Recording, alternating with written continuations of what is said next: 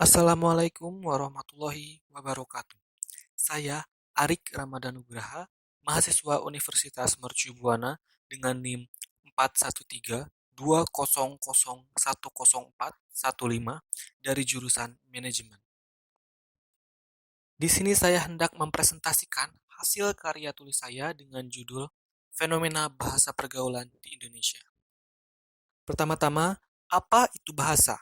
Menurut Kamus Besar Bahasa Indonesia atau KBBI, bahasa merupakan sistem lambang bunyi yang arbiter, yang dipergunakan oleh sekelompok masyarakat untuk bekerja sama, berinteraksi, dan mengkonfirmasi diri.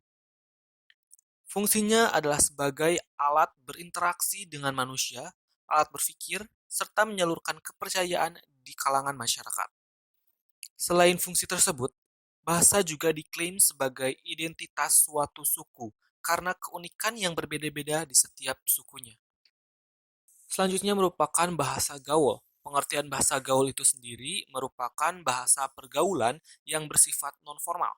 Penggunaannya terbatas yang digunakan pada teman sebaya atau di bawahnya. Pada awalnya bahasa ini digunakan sebagai sandi kalangan tertentu. Namun, seiring berjalannya waktu, bahasa ini digunakan sebagai bahasa keseharian oleh para remaja.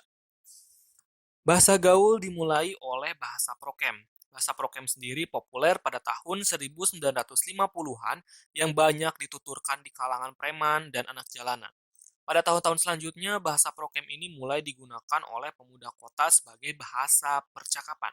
Puncak kejayaan dari bahasa prokem ini terjadi pada tahun 1970-an, ketika Teguh Esa, seorang pengarang dan wartawan, menerbitkan novelnya yang bertajuk Ali Topan, Detektif Partikelir, yang sangat digandrungi kalangan muda pada masa itu. Di tahun-tahun selanjutnya, bahasa pergaulan semakin berkembang, hingga merambat ke beberapa era. Yang pertama yakni era tahun 1970-an atau era bahasa prokem. Bahasa prokem merupakan bahasa slang Indonesia yang menjadi awal mula bahasa gaul. Bahasa ini pada awalnya digunakan sebagai sandi para preman dalam berkomunikasi. Contoh kata-kata yang lahir dari bahasa ini yakni adalah bokap yang berarti ayah, lalu nyokap yang berarti ibu, bokis berarti bohong, dan lain sebagainya. Yang kedua yakni era tahun 1980-an atau era bahasa gaul dari film. Era ini merupakan era dari Warkop DKI dan catatan si Boy yang menjadi pengganti atau penerus bahasa prokem. Contoh kata-kata yang lahir dari era 1980-an ini yakni gokil yang berarti gila, bokeh yang berarti tidak punya uang, ajojing tidak berarti tidak berdansa, dan lain sebagainya. Era selanjutnya yakni era 1990-an atau era sepotong kata. Pada era ini tidak terlalu aktif menciptakan kata atau slang baru seperti di tahun 1980-an. Namun, generasi ini ya yang memperkenalkan dan mempopulerkan sepotong kata atau imbuhan di akhir kalimat. Contoh kata atau imbuhannya yakni seperti ini. Nih, dong, deh, lah, ye, dan lain sebagainya. Lalu memasuki era tahun 2000-an atau era Yuk Capcus. Pada era 2000-an ini mulai memperkenalkan bahasa Binan atau bahasa waria yang populer sekali di kalangan para remaja. Contoh kata-kata yang populer di tahun 2000-an yakni rempong, lekong, lebay, jomblo, dan lain sebagainya. Selanjutnya merupakan era tahun 2010-an atau era bahasa alay. Era dari generasi ini merupakan generasi baru dan generasi muda yang lebih kreatif dalam memadu-madankan bahasa gaul dan bahasa-bahasa menjadi tren di kalangan dunia maya dan dunia nyata. Istilah alay digunakan untuk menggunakan remaja yang terlalu norak. Bahasa ini awalnya terbentuk untuk mempersingkat SMS dan menjadi cadelisme.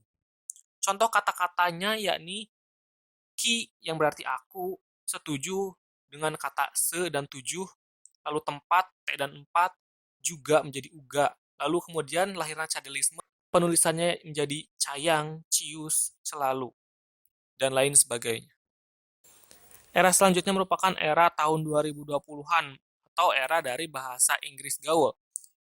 Generasi ini merupakan generasi paling muda dan generasi paling aktif dalam menghasilkan kata-kata gaul atau istilah-istilah gaul yang paling baru. Beberapa tahun berikutnya hingga kini, sosial media mulai marak digandrungi anak muda. Dari sini bahasa gaul dan istilah-istilah baru semakin melejit dan menjadi tren seperti mager, baper, gabut, bucin, hoax, galau, pansos, dan lain sebagainya. Tak jarang remaja saat ini juga mempadu-padankan antara bahasa Indonesia dengan bahasa asing, sehingga lahirlah bahasa gaul seperti envy, friendzone, famous, relate, dan lain sebagainya. Para remaja masa kini sulit membedakan antara bahasa gaul dan bahasa Indonesia. Menurut riset dari Menteri Pendidikan dan Kebudayaan pada tahun 2017, Kemendikbud telah menghimpun 108.000 kosakata dengan 127.000 makna. Total pencarian kosakata di Kamus Besar Bahasa Indonesia Daring selama 2017 sebanyak 10,7 juta dengan pencarian per hari sebanyak 25.881 kata setiap harinya. Kosakata praktik menjadi kata yang paling banyak dicari di Kamus Besar Bahasa Indonesia atau KBBI Daring selama 2017 dengan total 14.998 pencarian. Pencarian populer di KBBI selanjutnya diikuti oleh kosakata risiko, analisis, daring, zaman, aktivitas, teknologi, efektif, dan izin. Dengan begitu, secara tidak langsung, bahwa penggunaan bahasa Indonesia yang baik dan benar sudah mulai pudar. Bahkan saat ini sulit sekali sekedar membedakan sebuah kata baku dengan tidak baku yang sudah melekat di kehidupan sehari-hari. Hanya karena sebuah kebiasaan yang sudah turun-temurun akibat pengaruh bahasa gaul yang merubah penulisan. Meski tak merubah arti, tetap saja merubah kosakata yang dasarnya sudah ditetapkan dan diatur di dalam Kamus Besar Bahasa Indonesia.